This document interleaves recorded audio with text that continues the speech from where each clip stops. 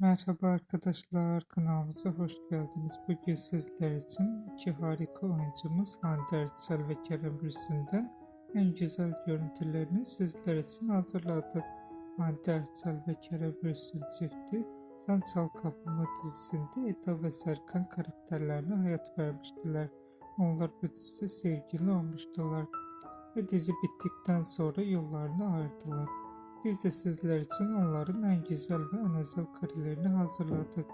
Bu videoların devamı gelmesi istiyorsanız kanalımıza abone olup yorum yazmayı unutmayın. Kanalımızda daha birçok video bulabilirsiniz. Bizi izlemeye devam edin.